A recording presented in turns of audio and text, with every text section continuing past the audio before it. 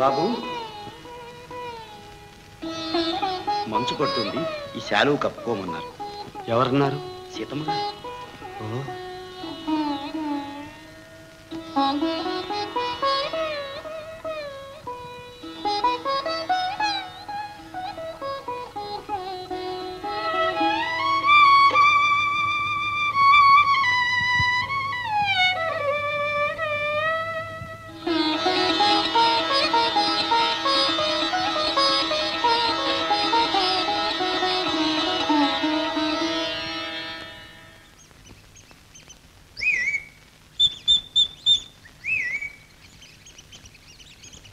రంగయ్య, బాబుగారిని వారం రోజుల వరకు బయటికి వెళ్ళొద్దని డాక్టర్ గారు చెప్పారు.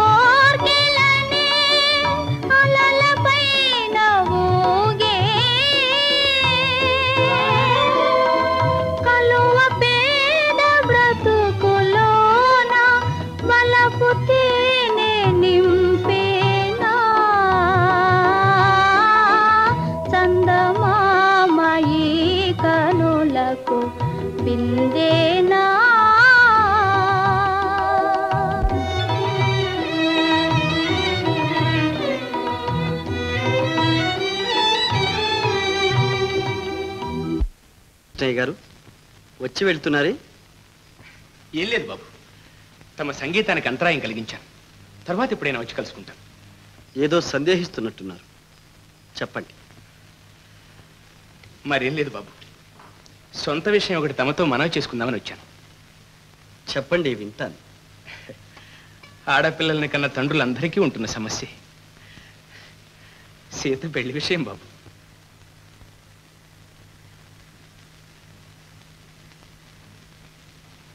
చెప్పండి. తల్లి లేని పిల్ల, దాన్ని ఒక అయ్య చేతిలో పెడితే నాకు బరువు తగ్గుతుంది, మనస్సుకు కొంత శాంతి లభిస్తుంది. తమకు తెలియందే ఉంది బాబు, పూర్వపు రోజులు కావు. మంచి సంబంధం కావాలంటే వేలతో కూడిన పని. ఎలాగైనా ఈ సంవత్సరమే వివాహం చేయాలని నిశ్చయించుకున్నాను. మా దూరపు బంధువుల్లోనే ఒక సంబంధం ఉంది. ప్రయత్నించే ముందు డబ్బు సర్దుబాటు చేసుకోవాలి. ఈ విషయంగా తమ సహాయం కోరాలని. బాబు, అదేమిటి బాబు రక్తం? ఈ గాయం ఏమిటి బాబు? తీగ తగింది, పర్వాలేదు.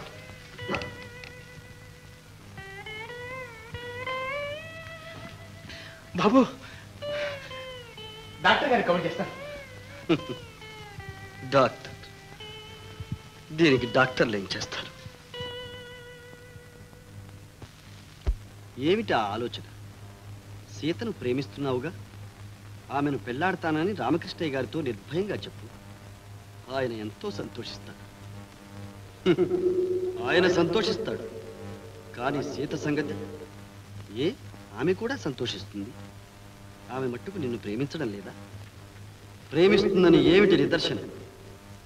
ఆమె చర్యలే.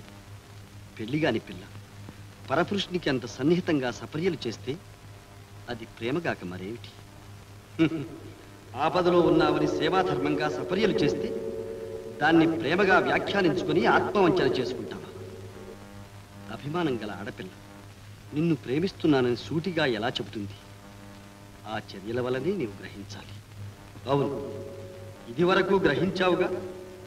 వాసంతి ఇంతకన్నా సన్నిహితంగా సంచరించింది. ప్రేమగా వ్యాఖ్యానించుకొని ఫలితం అనుభవించాం. మళ్ళీ ఆపరబాటే చేసి అల్లరిపాలు కాబో.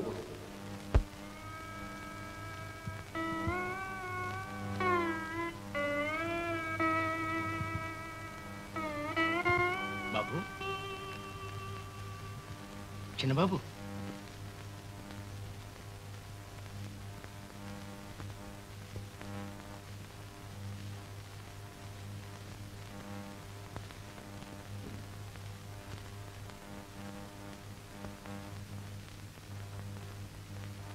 రామకృష్ణ గారు,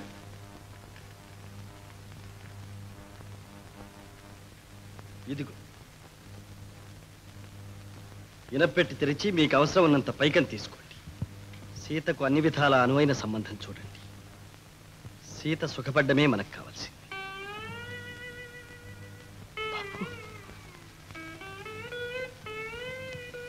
ఈ వివాహం మన బంగాళాలోనే జరిపిద్దాం. మా హోదాకు తగ్గట్టు వైభవంగా జరిపిస్తాం.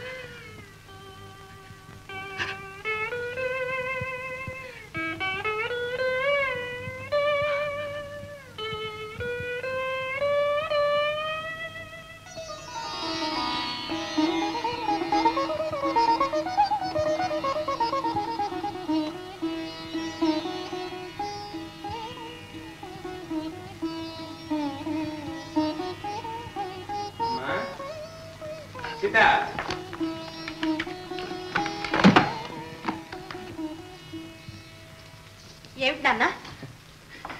ఇదంతా నీ పూజాఫలం తల్లి. ఎంత అదృష్టవంతురాలు అమ్మా నీవు.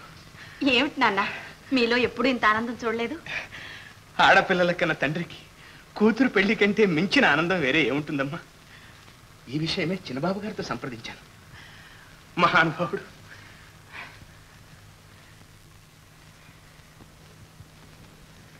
నీ పెళ్లి సంగతి చెప్పగానే ఆయన ఏమన్నారో తెలుసా? తాళం చెవులు నాకు ఇస్తూ ఇనపెట్టి తెరిచి నీకు కావలసినంత డబ్బు తీసుకో అన్నారు. నీకు మంచి సంబంధం చూసి పెళ్లి చేయమన్నారమ్మా. ఆయనకు కావలసింది నీవు సుఖపడడమేనన్నారు. ఆయనలో దైవాంశ చూడగలిగా. ఇంకా ఏమన్నారో తెలుసా అమ్మా చిన్నబాబు గారు? పిచ్చి తల్లి, ఈ కాలపు ఆడపిల్లలకు పెళ్లి మాట ఎత్తితే సరి ఎక్కడ లేని సిగ్గు ముంచుకొస్తుంది. తన జమీందారీ హోదాకు తగినట్టు తన ఇంట్లోనే వైభవంగా నీ పెళ్లి జరిపిస్తా అన్నారు. ఎందుకమ్మా అంత సిగ్గు?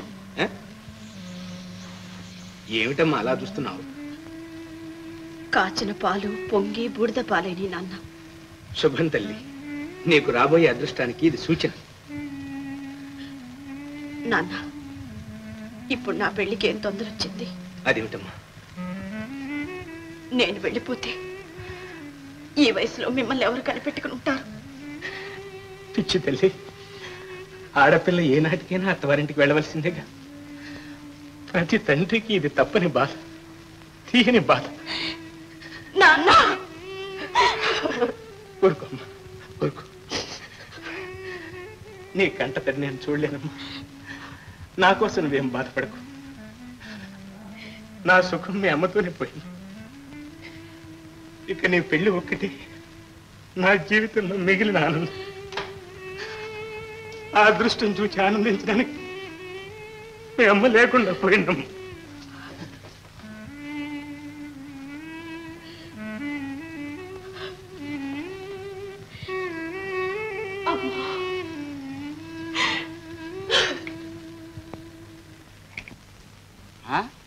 నీ పాడు బాకి ఇసిరి పారేస్తావులేవయ్యా, ఏం పారిపోతావు అనుకున్నావా?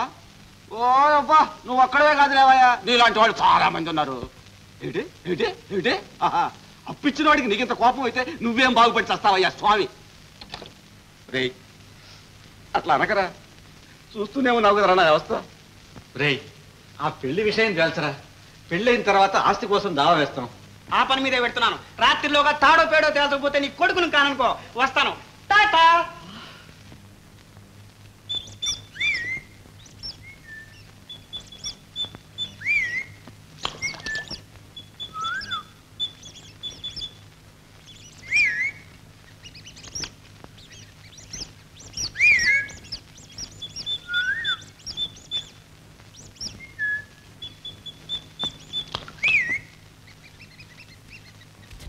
వస్తావు పోతావు నా కోసం, వచ్చి కూర్చున్నాడు నీ కోసం, యముడు వచ్చి కూర్చున్నాడు నీ కోసం.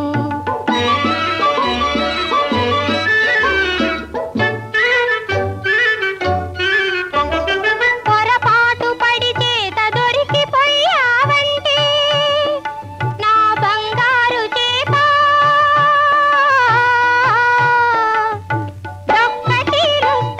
డోలు కట్టిస్తాడు.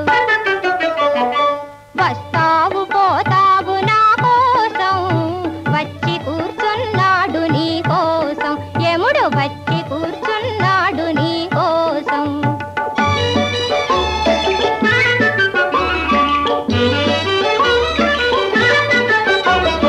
నిక్కి నిక్కి పైకి చూసేవు, తలుపు బెలుకు చూసి మురిసేవు.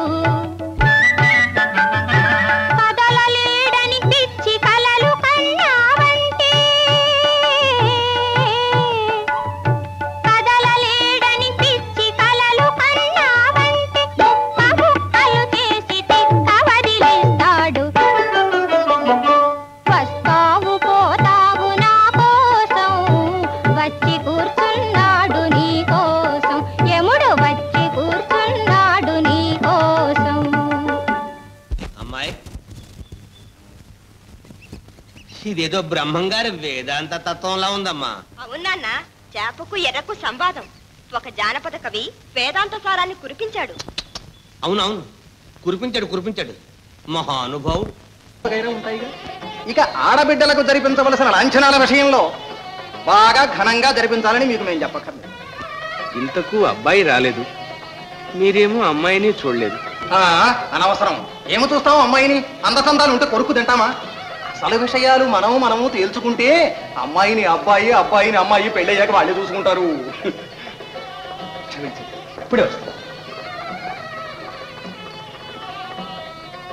అదేంటయ్యా, ఇల్లు సంగతి అసలు చెప్పలేదా? టౌన్ లో అబ్బాయికి మంచి బంగ్లా ఒకటి కట్టిమని చెప్పండి. తిరిగి వస్తారుగా, అయినా మన లిస్ట్ ఇంకా పూర్తిగా అందే.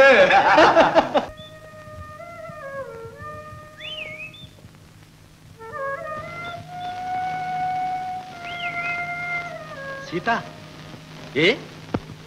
ఎందుకలా పారిపోతావు? నీతో మాట్లాడాలనే వచ్చాను. ఇప్పుడే ఇలా ఉంటే రేపు పెళ్ళయ్యాక కంటికే కనిపించవేమో. నిన్నటి సంబంధం విషయమై మీ నాన్నగారు నీతో చెప్పే ఉంటారు. చెప్పారు. నేనే వాళ్ళని వెళ్ళిపోమని చెప్పాను. విన్నాను. వాళ్ళు అడిగిన డబ్బు ఇవ్వలేక కాదు, కావాలంటే అంతకు 10 రెట్లు ఇవ్వగలం. మరెందుకు పొమ్మన్నారు? వాళ్ళు డబ్బులు పెళ్ళాడడానికి వచ్చారు. వట్టి నీచులు. ఆ సంబంధం ఒప్పుకుంటే నువ్వు సుఖపడతావని నాకేమాత్రం నమ్మకం లేదు. ఇప్పుడు నేను సుఖంగా లేనని మీతో ఎవరైనా చెప్పారా? ఆ మాట ఇంకొకరు చెప్పాలా?